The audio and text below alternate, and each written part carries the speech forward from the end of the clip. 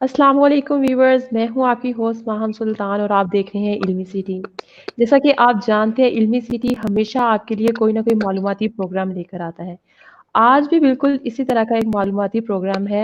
ना सिर्फ मालूमाती है बल्कि दिलचस्प भी है। यानी कि आप जानेंगे कि आप अपनी लिखाई से मुतल्लिक किस तरह अपनी पर्सनैलिटी को बेहतर बना सकते हैं। इसके लिए आज हमने जिस गेस्ट को दावत दी है अपने शो में वो है समन असलम जो कि पाकिस्तान की पहली खातून ग्राफोलॉजिस्ट और ग्राफोथेरेपिस्ट है। अस्सलाम वालेकुम समन, कैसी हैं आप? वालेकुम अस्सलाम। अल्हम्दुलिल्लाह ठीक। आप कैसी हैं? अल्हम्दुलिल्लाह बिल्कुल ठीक।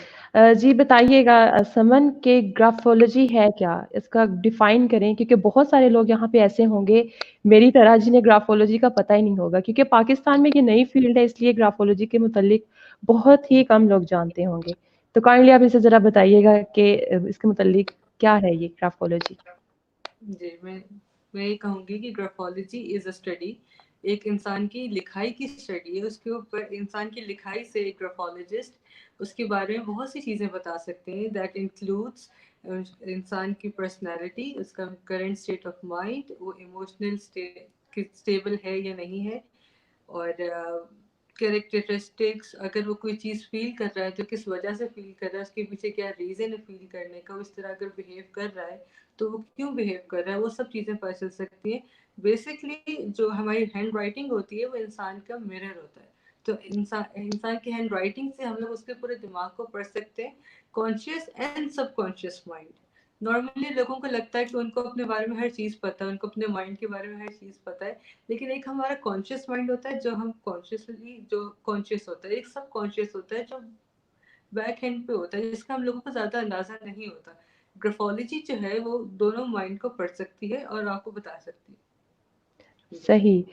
तो आप बताइएगा कि आप इस फ़ील्ड में किस तरह से आईं? कि आपका इस फ़ील्ड में कैसे इंटरेस्ट डेवलप हुआ? आपने कैसे स्टार्ट किया? क्योंकि ये पाकिस्तान में तो बिल्कुल न्यू फ़ील्ड है। जैसे मैं तो अभी आपसे जानूँगी सारी चीज़ें क्या हैं ये, तो आपने कहाँ से इसके बारे में जाना? जी, ऐसा है कि मैं रहती सऊदी अरेबिया में हूँ, तो यहाँ पर ग्राफोलॉजिस्ट ज़्यादा नहीं है, बट एटलीस्ट हैं, लेकिन सभी इस अरबिक लैंग्वेज में सर्व करते हैं। तो जहाँ पे मैं एक जगह में जॉब कर रही थी, तो वहाँ पर एक पूरी टीम आई थी, इट वाज़ अ स्कूल। तो वहाँ पे पूरी टीम आई थी ग्राफोलॉजिस्ट की, जिन्होंने स्टूडेंट्स, मैनेजमेंट, टीचर्स सबकी राइटिंग्स मंगवाई थी। उनको देखना था कि are they capable of teaching the kids, या फिर management are they capable of doing this. तो पूरे एनालिसिस करने थे। तो वहाँ पे उन्होंने हमसे कहा था कि बिस्मिल्लाहिर्रहमानिर्रहीम लिख कर लाएं, क्योंकि it contains all the alphabets. तो वहाँ पे हमने फिर उन्होंने भी हमारे बारे में सिर्फ बिस्मिल्लाह से उन्होंने बिस्मिल्लाहिर्रहमानिर्रहीम से उन्होंने हमारे बारे में 5 6 7 चीज़ें बता दी थी, काफ़ी चीज़ें बताई थी। तो वो काफ़ी शॉकिंग था उस टाइम पे कि ऐसा कैसे हो सकता है। इसी उसके फिर इंटरेस्ट डेवलप हुआ, उसके बारे में रिसर्च करनी शुरू की। तो ऐसे करते करते फिर मुझे इसका इंटरेस्ट डेवलप हुआ, फिर मैंने फील्ड चूज कर ली अपने लिए। ठीक है। कितना जी। अरसा हो गया आपको इस फ़ील्ड में? मैंने I was introduced to graphology in 2011। उसके बाद मुझे ओके, कुछ 2 साल आई बिलीव मुझे नहीं मिले थे, कोई भी चीज़ नहीं मिली थी, क्योंकि सऊदीया में सिर्फ अरबिक में होता है, तो अरबिक मेरी लैंग्वेज नहीं ओके। थी, मुझे इंग्लिश में चाहिए था। तो मैं वर्कशॉप्स लेती थी ग्राफोलॉजी से, बट मुझे ज़्यादा समझ नहीं आता, तो बस आप कह सकते हैं कि शौक पूरा करने जाती थी, क्योंकि आई ठीक, हैड ठीक। नथिंग। उसके बाद फिर मुझे यूरोप में लंदन में एक यूनिवर्सिटी मिली थी, फिर वहाँ से मैंने पढ़ा है। उसके बाद मुझे आई बिलीव ऑलमोस्ट 3 साल से ज़्यादा ही हो गए हैं इसको प्रैक्टिस करते हुए, पढ़ाई ओके। कंप्लीट करके प्रैक्टिस करते हुए। जी। ठीक है। जैसे अभी आपने बात की कि हम इसमें माइंड माइंड को पढ़ते हैं, अपने माइंड के कॉन्शियस और सबकॉन्शियस की बात करते हैं। तो जी। क्या ये फ़ील्ड साइकोलॉजी से रिलेटेड है या उससे सेपरेट है? क्योंकि हम इसमें भी माइंड की बात कर रहे हैं, आप सबकॉन्शियस की जी। बात कर रहे हैं, साइकोलॉजी में भी कुछ चीज़ें ऐसी ही होती हैं। जी, बिल्कुल। मैं अक्सर अक्सर अपने इंटरव्यूज़ में यही कहती हूँ, साइकोलॉजी की एग्ज़ाम्पल देती हूँ, वो सिर्फ़ इसीलिए क्योंकि लोगों को समझाना आसान हो जाता है, क्योंकि लैक ऑफ अवेयरनेस तो है हर जगह पर। तो नॉर्मली लोग इसको लेते हैं जिस तरह लकीर, हाथों की लकीरें पढ़ना या एस्ट्रोलॉजी, उस तरह से। तो मैं उनको इसीलिए बताती हूँ कि एस्ट्रोलॉजी नहीं, ये साइकोलॉजी की तरफ जा सकते हैं। ऑब्वियसली साइकोलॉजी की एक अलग फ़ील्ड है, ये ग्राफोलॉजी एक अलग फ़ील्ड है, but since they are connected, क्योंकि माइंड रीडिंग होती है, बिल्कुल। दैट्स व्हाई मैं उसका एग्जांपल देती हूँ हमेशा। और साइकोलॉजी में कुछ सेशन लगते हैं, इंसान से मुलाकात होती है, बहुत सारी चीज़ें होती हैं, तब आप रूट्स तक पहुंचते हैं। ग्राफोलॉजी में डिफरेंस दोनों में अगर कंपेयर किया जाए, वैसे तो कंपैरिजन बनता नहीं, पर इन केस अगर कंपेयर किया जाए तो ग्राफोलॉजी में सिर्फ आपको एक पेपर चाहिए होता है, राइटिंग चाहिए होती है, और आपको इंसान की पास्ट के बारे में और उसकी रूट्स तक पता चल जाता है कि इंसान किस तरह का है। तो यानी सिर्फ़ एक आपको राइटिंग से आप एक इंसान के बारे में सब कुछ जान सकते हैं। जी बिल्कुल, और उस इंसान का प्रेजेंट होना भी ज़रूरी नहीं होता, सिर्फ एक राइटिंग चाहिए होती है। और दैट्स अमेजिंग। नॉर्मली मेरे क्लाइंट्स जो होते हैं, मैं उनसे यही बोलती हूँ, फ्रेंड्स में मोस्टली होता है, अगर फ्रेंड्स राइटिंग भेजें, मैं यही बोलती हूँ कि मुझे नाम आइडेंटिटी ना बताना, मैं पहले चेक कर लूँ, उसके बाद बता देना किसकी राइटिंग की है। बिल्कुल ठीक है। अच्छा बताइएगा कि लोगों का रिएक्शन क्या होता है? क्योंकि अभी आप जैसे बता रहे हैं ग्राफ़ोलॉजी साइकोलॉजी से रिलेटेड हो सकती है, एस्ट्रोलॉजी से रिलेटेड नहीं है। तो लोगों का जी क्या जी। रिएक्शन होता है जब आप उनको ग्राफ़ोलॉजी के बारे में बताती हैं? आ, लोगों का इतना खास अच्छा रिएक्शन नहीं होता, क्योंकि नॉर्मली क्योंकि लैक ऑफ अवेयरनेस है, तो लोग मुझे यही बताते हैं कि नहीं ये शिर्क हो सकता है, या फिर तुम राइटिंग से ऐसे कैसे पढ़ सकती हो, वो न्यूमरोलॉजी की तरफ भी चले जाते हैं लोग। तो मुझे समझाना पड़ता है कि ये साइकोलॉजी जैसी फील्ड है। तो बहुत कम होते हैं लोग जो वेलकमिंग होते हैं, लेकिन अब माशाल्लाह क्योंकि इंटरव्यूज हो रहे हैं, लोग बहुत बहुत ज़्यादा इंटरेस्ट ले रहे हैं माशाल्लाह। बट पहले जब इतनी अवेयरनेस नहीं थी, तब काफी क्रिटिसिज्म भी सुनने को मिला था। जी चलिए यानी कि स्टार्ट में आपने क्रिटिसिज़्म भी फेस किया है और अब आप इंशाल्लाह कामयाबी की तरफ ही जाएँगी। इंशाल्लाह, आई थिंक क्रिटिसिज्म साथ साथ चलता रहेगा। और क्योंकि बिल्कुल स्टार्ट में तो किसी को, मेरी फैमिली को भी इतना आइडिया नहीं था, तो फिर मुझे मेरी फ्रेंड्स को भी, किसी को भी नहीं था, तो नॉर्मली लोग ज्यादातर ये बोलते थे कि यार तू कोई तो पागल बना रहा है, ऐसा कुछ नहीं होता, हमने तो कभी नहीं सुना, छोड़ो इस चीज को। क्योंकि मैं कॉमर्स से इस फील्ड में आई थी, तो कॉमर्स की फील्ड छोड़ के इस फील्ड में आने पे जी, लोग मुझे कहते थे क्यों आप क्यों अपना वो पढ़ाई छोड़ के ऐसी चीज पर आ रही हो जिसका कोई वो नहीं है, नॉलेज नहीं यानी किसी कि को। टाइम वेस्ट कर रही हैं आप अपना, ऐसा भी सुनने को मिलता जी, होगा। टाइम वेस्ट, जी बिल्कुल। जी बिल्कुल।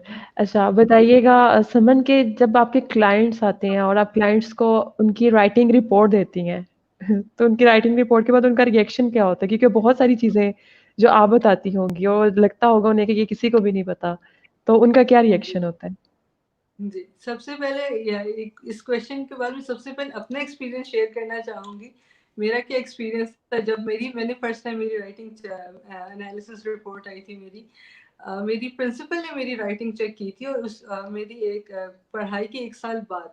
तो ऑब्वियसली बहुत कुछ पढ़ लिया था, बिलीव तो बहुत ज्यादा था इस चीज पे, मेरी प्रिंसिपल चेक कर रही है, उनका एक्सपीरियंस भी बहुत ज्यादा था। जब मैंने वो रिपोर्ट पढ़ी थी, मुझे लगा कि नहीं, गलत हो गई, चेंज हो गई, मैं ऐसी हूँ ही नहीं। और मैं इतनी कंफ्यूज हो गई थी कि ऐसे कैसे हो सकता है, जो चीज इसमें है, जो चीज मेरे में है वो तो लिखी नहीं, जो नहीं है वो लिख दिए। तो मैंने उसको ना इग्नोर कर दिया।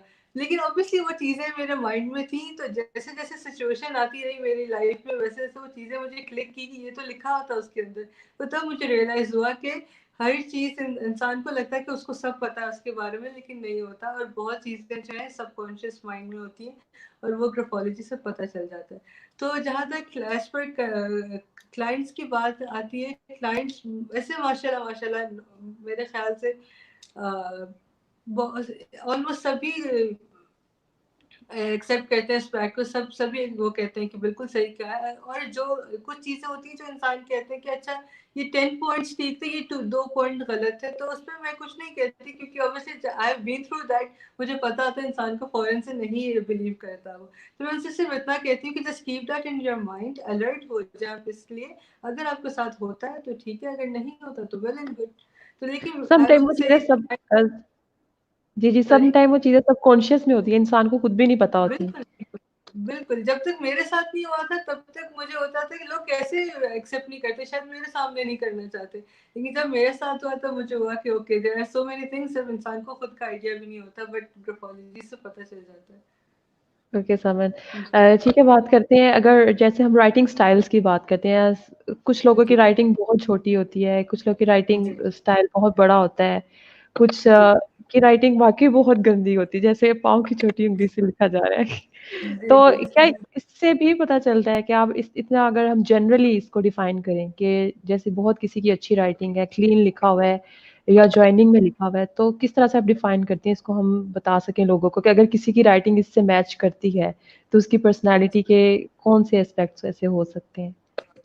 जी, सबसे पहले मुझसे अक्सर लोग पूछते हैं यार मेरी राइटिंग तो बहुत गंदी है। मैं क्या पर्सनैलिटी भी गंदी होगी? तो उनसे मैं कहती हूँ कि ऐसी बात नहीं है। जो क्रिएटिव लोग होते हैं, जो एक साथ बहुत चीज़ें सोच रहे होते हैं माइंड में, उनकी राइटिंग बहुत बिल्कुल नीट नहीं होती। और ग्राफोलॉजी में सबसे जो राइटिंग जो सब एक डेंजरस राइटिंग कही जाती है, वो सबसे बहुत नीट राइटिंग जो प्रिंटेड राइटिंग होती है ना, वो कहे जाते हैं कि उसकी पर्सनैलिटी बिल्कुल उसको ही नीड्स इम्प्रूवमेंट। तो जो नॉर्मली लोगों को लगता है जो साफ राइटिंग है उससे पर्सनालिटी अच्छी होगी, जो मेसी राइटिंग है पर्सनालिटी अच्छी नहीं होगी, इट्स कम्प्लीटली ऑपोजिट। और इसके अलावा ओके, आपने कहा कुछ लोग की छोटी राइटिंग होती है, जिनकी छोटी राइटिंग बिल्कुल होती है ऐसे। वो जी सॉरी जी, जी, कंटिन्यू करें। जी, जिनकी छोटी राइटिंग होती है वो लोग बहुत ज़्यादा कंसंट्रेट कर सकते हैं, फॉर 9 टू 12 आवर्स कंसंट्रेट कर सकते हैं। वो मोस्टली अकाउंटेंट्स होते हैं या आईटी में होते हैं वो लोग, या what do you call librarian होंगे, जो कि एक साथ बहुत सारी जगह बहुत फॉर लॉन्ग आवर्स वो कंसंट्रेट कर सकते हैं, और वो इंट्रोवर्ट होते हैं, वो इतने ओपन एक्सप्रेसिव नहीं होते। और ठीक इसके है। अलावा और कौन सी राइटिंग स्टाइल का आप बड़ी पूछ रहे राइटिंग थे? बड़ी जैसे राइटिंग, बड़ी राइटिंग आप नोटिस करें ज़्यादातर सेलिब्रिटीज़ में होती है। सेलिब्रिटीज़ की बहुत बड़ी राइटिंग होती है क्योंकि वो सोशल ओरिएंटेड होते हैं, वो एक्सट्रोवर्ट होते हैं और वो कॉन्फिडेंट बहुत होते हैं। तो जिनकी बड़ी राइटिंग है वो लोग बहुत कॉन्फिडेंट होते हैं, और जो ज़्यादा बड़ी हो जाए, एक मेजर होता है ना, एक यस, कैलकुलेशन होती है। अगर वो ज़्यादा बड़ी हो जाए तो ओवर कॉन्फिडेंस की तरफ भी जा सकता है। तो वो पूरा बैलेंस करना पड़ता ठीक है। है, जी। बैलेंस करनी पड़ती है, ठीक है। जी। अच्छा, अगर हम ग्राफ़ोलॉजी की बात करते हैं कि ग्राफ़ोलॉजी हमारे अगर मुल्क में बात करते हैं, तो ये किस-किस डिपार्टमेंट में सर्व कर सकती है? ये किस तरह से हमें हेल्पफुल हो सकती है? जी, ग्राफ़ोलॉजी मेरे ख़्याल से बहुत से डिपार्टमेंट्स में हो सकती है। I would start with education. Education department में बिल्कुल होनी चाहिए।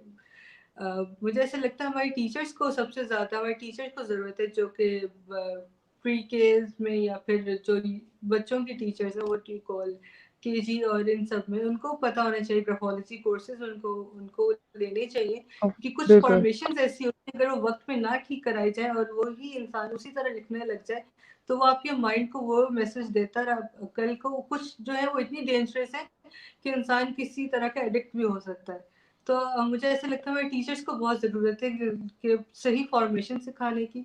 उसके अलावा हम लोग रिक्रूटमेंट डिपार्टमेंट में आ सकते हैं। बाहर के मुल्कों में यूरोप साइड पे आई थिंक 80% जो जॉब्स अपॉइंट होती हैं, जो लोग अपॉइंट होते हैं वो ग्राफोलॉजिस्ट अप्रूव करता है, फिर अपॉइंट होते हैं। और प्लस अगर आपको ऐसा लगता है कि आपको नहीं समझ आ रही कि आप कौन सी जॉब आपको करनी चाहिए, तो आप ग्राफोलॉजिस्ट से कंसल्ट कर सकते हैं। वो लोग आपको बताएंगे कि आप पर्सनालिटी के लिए आपकी कितनी कौन सी जॉब आपके लिए सूटेबल है। ठीक उसके है, अलावा I would say compatibility test करवाना चाहिए लोगों को, let it be business partners और लेट इट बी शादी अगर उन्होंने करनी है, तो any any kind of commitment they should get their compatibility check. कल को कोई नुकसान ना हो, इसलिए it's better to be safe than sorry.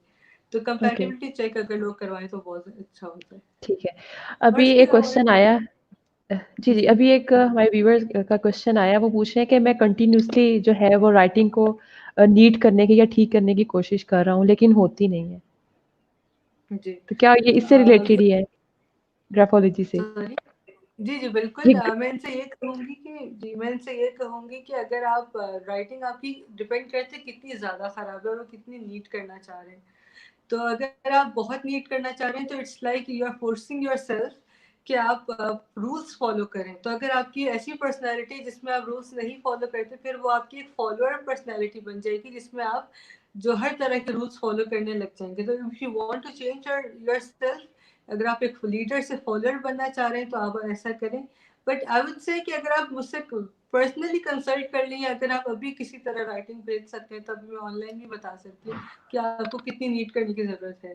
क्योंकि messy writing is not bad. मैं अक्सर लोगों से ये पूछती हूँ, messy writing is not bad. मेरी अपनी राइटिंग में बहुत ही स्ट्रेट लिखती थी, बगैर लाइन प्लेन पेपर पे मैं बहुत स्ट्रेट लिखती थी। वो लोग होते हैं जो बिल्कुल स्ट्रेट लाइन लिखते हैं, जिनको स्केल की भी जरूरत नहीं होती, बिल्कुल स्ट्रेट होती है। वो लोग होते हैं जो जिनसे सडन चेंज बर्दाश्त नहीं होता। वो ऐसे लोग होते हैं जो सडनली अगर कोई प्लान में चेंज आए तो दे वुड पैनिक और दे वुड डू समथिंग। तो जब मुझे पता चला, मैंने अपनी राइटिंग जो है वो थोड़ी मेसी कर ली, क्योंकि ऑब्वियसली मुझे फ्लेक्सिबल होना है। तो जो लोग बहुत स्ट्रेट लिखते हैं, बहुत नीट राइटिंग, बहुत रिजिड और बहुत इनफ्लेक्सिबल होते हैं। ठीक है। अभी ये मोहम्मद जी, सिद्दीक है, पूछ रहे हैं राइटिंग अच्छी करने के लिए क्या किया जाए? फिर वही बात रिपीट हुई है। पर्सनालिटी अच्छी की जाए। मुझे तो अगर आप ग्राफोलॉजिस्ट से पूछेंगे, वो तो ये कहेगा आप अपनी पर्सनालिटी अच्छी करें, राइटिंग अपने आप अच्छी हो जाएगी। अगर आप मीट करना चाह रहे हैं तो आप I think you should go somewhere else. ये एक और क्वेश्चन है, कंपैटिबिलिटी चेक किस तरह से होता है? कंपैटिबिलिटी चेक ऐसे होता है कि सपोज दोनों बिजनेस पार्टनर्स की राइटिंग ली जाएगी, उनको कंपेयर किया जाएगा, क्योंकि हर इंसान की पर्सनालिटी डिफरेंट होती है।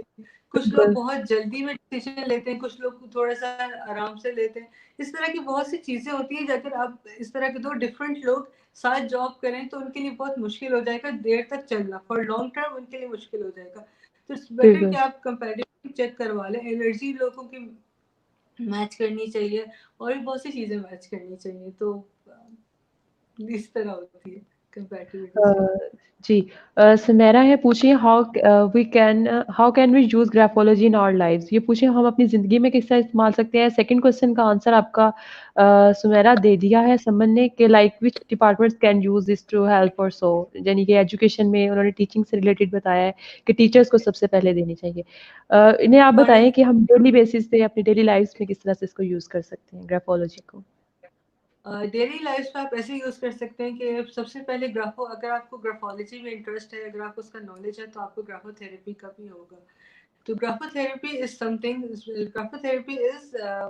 ग्राफोलॉजी में आपको पता चल जाता है कि ये कुछ कुछ चीजें आपने चेंज करनी है अपनी राइटिंग में। ग्राफोथेरेपी इज समथिंग जो उस चीज की थेरेपी करता है, उसको ठीक करता है। तो अगर आपको ग्राफोलॉजी का इंटरेस्ट है तो आपको ग्राफोथेरेपी का भी पता होगा। एंड ग्राफोथेरेपी जो है, उससे आप रोज अपने माइंड को रिलैक्स कर सकते हैं। अगर आप अपनी हेल्थ की उससे आप ग्राफोथेरेपी को यूज कर सकते हैं। एंड ग्राफोलॉजी अगर आपने बेसिक कोर्स लिया है, अगर आपको कुछ फैक्ट्स का पता है, तो मैं ये कहूँगी मुझे सबसे ज्यादा काम फायदा जो होता था वो इंटरव्यूज में आता था। मैं जब भी इंटरव्यूज देने जाती थी, मुझे मतलब अक्सर लोगों की या तो राइटिंग पढ़ी होती, या तो वो लिख रहे होते हैं साथ साथ आपके पॉइंट्स जो होते हैं। तो मुझे आइडिया हो जाता था कि अच्छा, ये इंसान जो है इस इम्प्रेस हो रहा है, इसकी कैसी पर्सनालिटी है, मैं उसको उस तरह से डील करती थी। और प्लस आपका अगर आप मैरिड हैं, आपके बच्चे हैं, तो आपको अपने बच्चों की राइटिंग पे भी चेक रखना चाहिए कि अगर वो उनकी सही राइटिंग है या नहीं। सो इन अगर आपको ग्राफोलॉजी का पता है, तो आपके आसपास कुछ भी है, आपको सबकी राइटिंग का पता होगा, दूसरे इंसान को समझना आसान होगा आपके लिए। आई जितने होप। व्यूवर्स हमें देख रहे हैं उन सबको बताते चले, आज हमारे साथ समन असलम मौजूद हैं, जो पाकिस्तान की पहली खातून और पहली ग्राफोलॉजिस्ट हैं। और आप इनसे क्वेश्चन पूछ सकते हैं अपनी राइटिंग से रिलेटेड, आपकी राइटिंग किस तरह की है उससे रिलेटेड आप इनसे क्वेश्चन पूछ सकते हैं। समय बताइएगा कि पाकिस्तान का ग्राफोलॉजी और ग्राफोथेरेपी का क्या स्कोप है? ऑनेस्टली अभी तो बिल्कुल नहीं है। इन फ्यूचर इंशाल्लाह I am working on so many इंशाल्लाह। प्रोजेक्ट्स, इंशाल्लाह आगे होगा। अभी फिलहाल जैसे कि आपने अभी बताया कि पहली ग्राफोलॉजिस्ट फीमेल मैं हूँ, तो इतना स्कोप नहीं है। But I would like to spread the word. मैं चाहूंगी कि लोगों को इसका नॉलेज हो, उनको पता हो कि ये चीज़ कितनी फायदेमंद है, और वो इसको यूज करें। तो दिस इज माई मेरा एम यही है कि मैं लोगों को सब बताऊं कि ये दिस इज वेरी हेल्पफुल। और इंशाल्लाह आगे इन फ्यूचर हम लोग इसको यूज करें। अभी फिलहाल तो नहीं है। ठीक है। अच्छा बताइएगा समन, ग्राफ़ोलॉजी जो हमारी यूथ है या हमारे जो बच्चे हैं, उनके लिए किस तरह से ये काम कर सकती है? अगर हम लोग एजुकेशनल इंस्टीट्यूट्स की बात करते हैं, तो वहाँ पे ये किस तरह से वर्क करेगी? पहले हमने टीचर्स की बात की, अगर अब हम स्टूडेंट्स की बात करें, तो उनके लिए किस तरह से ये जी काम करेगी? जी, अगर स्टूडेंट्स को हम लोग कुछ जो कुछ फॉर्मेशन से कुछ इस तरह की चीज़ें बता दें, कुछ फैक्ट्स बता दें ग्राफोलॉजी के से रिलेटेड, तो उनको आइडिया होगा। अगर वो अपनी राइटिंग में कुछ भी चेंज कर देखें अपनी राइटिंग में, they would immediately be alert, और वो अपनी वो ग्राफोलॉजिस्ट को कंसल्ट कर सकते हैं, या वो अपनी राइटिंग में भी चेक कर सकते हैं। सिर्फ ये नहीं, बच्चों के लिए इतनी मैं बड़ों के लिए इसलिए कहूँगी कि ज़रूरी है, क्योंकि खुदा ना खास्ता अगर कोई सेक्सुअली अब्यूज़ हो रहा है, या कोई मेंटली अब्यूज़ हो रहा है, या किसी तरह के और तरह की मेंटल ट्रॉमा में है, बड़ों को वो चीज़ पता चल जाएगी। तो इसलिए आई वुड से टीचर्स और मदर्स को बहुत ज़रूरी है ग्राफोलॉजी पढ़ना। बच्चों को अगर फैक्ट्स बताए जाएँ तो उनके लिए इसलिए आसान होगा कि वो अपने आप को समझेंगे, अपने आसपास के लोगों को समझेंगे। जी। ठीक है। और आपने आई थिंक यूथ की बात की थी। जी, यूथ की, आपने हाँ। यूथ की बात की थी। जी, यूथ का भी मैं यही कहूँगी, अगर आपको बेसिक ग्राफोलॉजी आती होगी तो आपके लिए अपने आप को समझना आसान होगा, अपने टीचर्स को समझना आसान होगा, और अपने क्लासमेट्स या कलीग्स व्हाटएवर उनको समझना बहुत आसान होगा आपके लिए। अच्छा, ये तलाशे हक है, इनका नाम पता नहीं क्या है। आई राइट इन कर्सिव जब टाइम ज़्यादा हो और पीसफुली बैठी हूँ, पर जब टाइम लिमिट हो और जल्दी टास्क करना हो तो मैं स्क्रिबल करती हूँ। How would you analyse my personality? यानी कि डुअल राइटिंग है इनकी। जी। जब इंसान जल्दी में होता है तो हर इंसान तेजी में लिखता है, और graphologist can make it figure it out कि वो जल्दी में लिखा हुआ है या काम पर्सनालिटी में लिखा हुआ है। अगर हमारे पास कोई सैंपल ऐसा आता है जो कि बहुत जल्दी जल्दी लिखा होता है, मुझे रिजेक्ट करके वापस भेज देते हैं, क्योंकि हमें ये होता है कि आप खुद से बैठ के लिखें, अपने माइंड से लिखें। और उसके अलावा हर इंसान की ऐसी होता है, अगर वो जल्दी में होता है राइटिंग डिफरेंट होती है, जब काम होता है, जब आराम से बैठा होता है तो राइटिंग डिफरेंट होती है। इट्स नॉट लाइक कि आपका 100% डिफरेंस आ जाता है, बहुत सी चीज़ें वहीं पर रहती हैं, बट इट्स बेटर कि आपकी काम पर्सनैलिटी, काम वाली राइटिंग हमारे पास हो, क्योंकि जल्दी में तो इंसान बहुत उसका माइंड बहुत तेज चल रहा होता है, तो वो डिफरेंट चीज़ें आ जाती हैं उसके अंदर। जी, अभी हमारे पास एक क्वेश्चन आया है कि ग्राफोथेरेपी क्या है? आप दोबारा से एक दफ़ा एलैबोरेट कर दें, क्योंकि हो सकता है हमारी न्यू व्यूअर हो, उन्होंने दोबारा से जॉइन किया हो। तो आप उन्हें बता जी दें कि ग्राफोथेरेपी क्या है? जी, सो जैसे कि मैंने बताया, ग्राफोलॉजी जो है आपके पर्सनालिटी को पढ़ती है। अगर उसके अंदर आपको कोई चीज़ चेंज करनी है, उसका जो सेकंड स्टेप होता है, उसको किस तरह क्योर करना है, वो है ग्राफोथेरेपी। अब ग्राफोथेरेपी इज समथिंग, इंसान की राइटिंग से आपके माइंड को मैसेज दिया जाता है, माइंड को ट्रेन किया जाता है कि it is called reverse mechanism. आपके माइंड को ट्रेन किया जाता है कि वो चीज़ अपनी माइंड, आपकी राइटिंग के थ्रू आपके माइंड को चेंज करने वाली बात है, या किसी आदत को चेंज करने वाली बात है। नॉट ओनली कि अगर आपके अंदर कोई प्रॉब्लम है आप सिर्फ तभी ग्राफोथेरेपी लें, आप सेल्फ डेवलपमेंट के लिए भी ग्राफोथेरेपी ले सकते हैं। मैंने अपनी पर्सनली बहुत ज़्यादा, मुझे ग्राफोथेरेपी ने हेल्प किया है। फॉर एग्जांपल, मैं रोज़ सुबह उठती हूँ, ऑब्वियसली जो इंसान उठता है उसके बहुत ज़्यादा थॉट्स होते हैं, बहुत ज़्यादा प्लानिंग की होती है, आइडियाज़ होते हैं। उसको मैं बैठ के पहले सॉर्ट करती हूँ, एक पर्टिकुलर फॉर्मेशन है जिससे मैं उसको पूरा सॉर्ट करती हूँ, उसको लिखती हूँ। 10 मिनट का ये मेरी थेरेपी होती है। उसके बाद मैं अपना दिन स्टार्ट करती हूँ, क्योंकि मुझे काम होना है, मुझे पैनिक नहीं करना है। और ये एनजाइटी को भी, एनजाइटी, डिप्रेशन, इस तरह की हर चीज़ को इसको एक क्योर कर सकता है। जी। मैं अपने व्यूअर्स को दोबारा बताती चलूँ, हमारे साथ इस वक़्त समन असलम है, जो पाकिस्तान की पहली खातून ग्राफ़ोलॉजिस्ट हैं। और ग्राफ़ोलॉजी जो फ़ील्ड है, ये आपकी लिखाई से रिलेटेड है, जो आप नॉर्मल रूटीन में लिखते हैं, आप आपकी लिखाई से आपकी पर्सनैलिटी में क्या जो चीज़ें हैं, जो चेंज होनी चाहिए, जो नेगेटिव हैं, और जो क्या चीज़ें हैं, जो पॉज़िटिव हैं। तो अब हम इनसे मज़ीद बात करते हैं। समन बताइएगा कि ग्राफ़ोलॉजी हमारी शख्सियत को निखारने में, हमारी पर्सनैलिटी डेवलपमेंट में किस हद तक किरदार अदा करती है? आई वुड से, क्योंकि मेरा बिलीव बहुत ज़्यादा, आई वुड से 100%। अगर आपकी कोई पर्सनालिटी है, फॉर एग्जांपल अगर आप शॉर्ट टेम्पर्ड हैं, आप ग्राफोथेरेपी के थ्रू अपने आप को काम कर सकते हैं। अगर आपको खुदा न खासा एंजाइटी या डिप्रेशन है, आप उसको ठीक कर सकते हैं। नॉट ओनली दिस, बहुत सी चीज़ें पता चल सकती हैं हेल्थ के लिए। सो बेसिकली ऐसा होता है कि जो इंसान की बॉडी होती है, इसके अंदर कोई भी डिजीज़ हो, वो आपकी आपके माइंड में रजिस्टर हो जाती है 6 मंथ्स पहले। तो आपकी राइटिंग में शो होना शुरू हो जाती है। तो राइटिंग में सिर्फ पर्सनालिटी नहीं, कुछ मेंटल, कुछ हेल्थ जो होती है प्रॉब्लम्स, वो भी पता चल जाती है। ट्यूमर पता चल सकता है राइटिंग से, हार्मोनल इम्बैलेंसेस पता चल सकते हैं। That's great. बहुत डिहाइड्रेटेड सही बॉडी जवाब। जो होती है जी, वो भी पता चल सकती है। इस पे अभी रिसर्च जारी है। इसको अभी हम ये नहीं कहेंगे कि हर चीज़ पता चल सकती है, बट बहुत सी चीज़ें पता चल सकती हैं। इन सिंपल वर्ड्स, जो हमारा लेटर टी है, वो हमारे स्पाइनल कॉर्ड से कनेक्टेड है। तो हमारा जो okay. Letter T T T for tiger, हाँ, वो वाला लेटर जो है उससे बहुत सी चीज़ें पता चल सकती हैं, और जो कि स्पाइनल कॉर्ड से, तो जो नर्वस सिस्टम से, जो हमारी हेल्थ कंडीशंस जो होती हैं, जो नर्वस सिस्टम से कनेक्टेड है, वो हमें राइटिंग में पता चल सकती है। और प्लस इस पे अच्छा। रिसर्च भी चल रही है। और जी, अभी हमारे पास एक क्वेश्चन आया है कि अगर हमने इस फ़ील्ड को इंट्रोड्यूस करवाना है, जैसे अभी हम पाकिस्तान में इंट्रोड्यूस करवा रहे हैं, किसी को बताना है, जी how to make someone inspire for this new field graphology specially in Pakistan, तो हम किसी को किस तरह से इंस्पायर कर सकते हैं?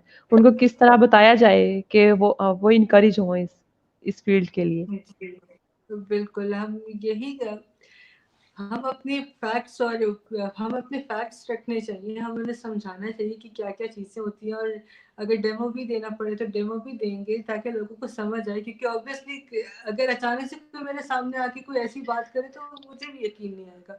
तो ऑब्वियसली उनको बिल्कुल, डेमो वगैरह दिखाएँगे, वर्कशॉप्स होंगी हमारी, इस तरह की छोटे-छोटे शॉर्ट कोर्सेज़ होंगे, अगर वो लेंगे उनको अ, अच्छा लगेगा तो उनका इंटरेस्ट डेवलप होगा। It's not like one day job. मुझे ऐसा लगता है इसके अंदर थोड़ा सा स्ट्रगल हमें करना पड़ेगा कि लोगों को इस चीज़ की अवेयरनेस हो, नॉलेज हो, और उसका इस चीज़ में इंटरेस्ट हो।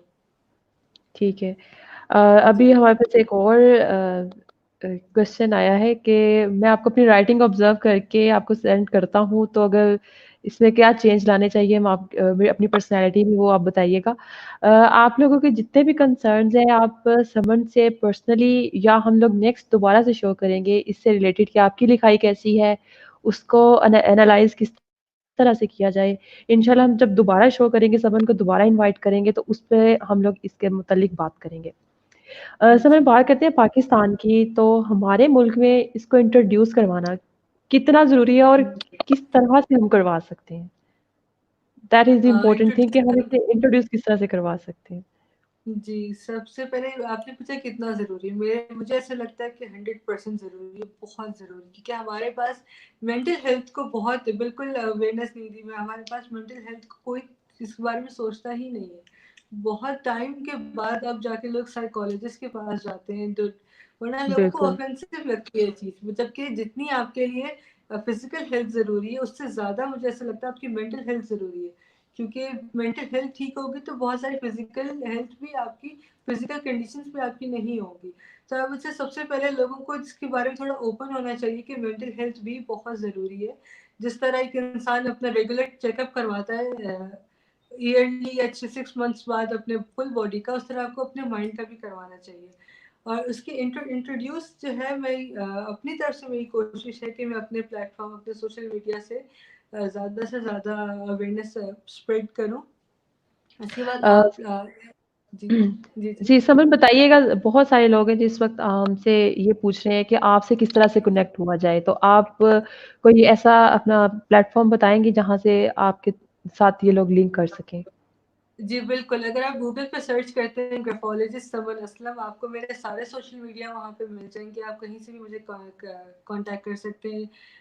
Facebook, Instagram, Twitter, Pinterest, whatever. आप बस गूगल सर्च कर लें मेरा नाम, आपके लिए सारी चीज़ें वहाँ पे अवेलेबल होंगी। जी, समन असलम लिखना है सिर्फ़ आपको और उसके बाद आपके पास हर चीज़ मौजूद होगी। ग्राफोलॉजिस्ट तैम समन असलम लिखना है। जी, ग्राफ़ोलॉजिस्ट समन असलम, जी। तैमूर जी। खान है, can you please differentiate between graphology and graph analysis? It's simple graph and ठीक है। ग्राफ एनालिसिस आई बिलीव ये ग्राफ्स से रिलेटेड है, क्योंकि यस, इट्स अ मेरे ख्याल ग्राफ, से लाइक ये तो किसी भी चीज़ का ग्राफ हो सकता है। अगर हम किसी फिगर की बात करते हैं, पॉपुलेशन से रिलेटेड है, दैट विल बी जी, ग्राफ। जी। यानी कि हम सिर्फ ग्राफ नहीं, को नहीं, एनालाइज़ करें, लेकिन जो ग्राफ़ोलॉजी है वो डिफरेंट है। जी, हमारे वो पास क्वेश्चन ये आया था ना?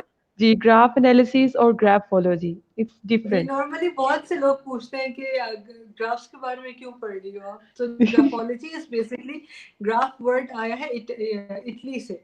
Italy, ology is called a study, study को ओलॉजी कहते हैं। ग्राफ जो जी, वर्ड है बिल्कुल। वो इटालियन लैंग्वेज में उसे राइटिंग को कहते हैं graph, that this is why it is called graphology. और ये बहुत पुरानी स्टडी है, it's not like something new.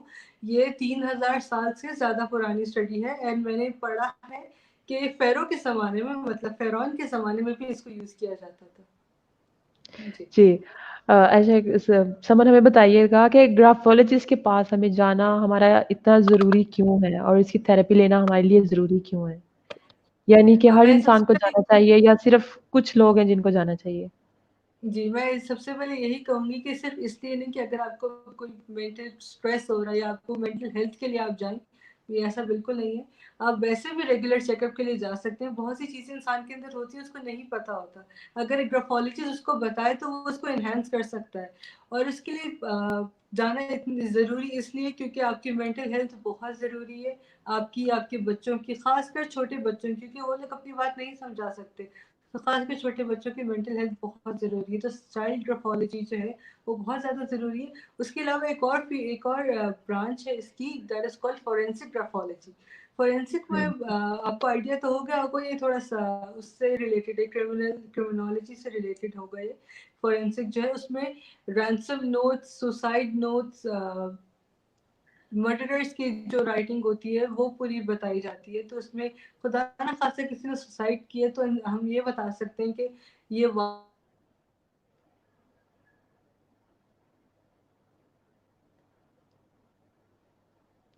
Viewers, अभी हमारे साथ समन असलम है जो हमें ग्राफोलॉजी के मुतालिक बता रही हैं। ग्राफोलॉजी क्या है? यानी आप अपनी लिखाई से किस तरह से अपनी पर्सनैलिटी को चेंज कर सकते हैं। अगर पर्सनैलिटी में कोई नेगेटिव थिंग्स हैं, आप उनको किस तरह से ओमिट कर सकते हैं या पॉजिटिव चेंजेस किस तरह से ला सकते हैं। अभी थोड़ा इंटरनेट का प्रॉब्लम हो गया है, हमारे हमसे डिस्कनेक्ट हो गई हैं। अगर तो वो दोबारा हमें जॉइन कर लेती हैं तो हम दोबारा बात करते हैं उनसे।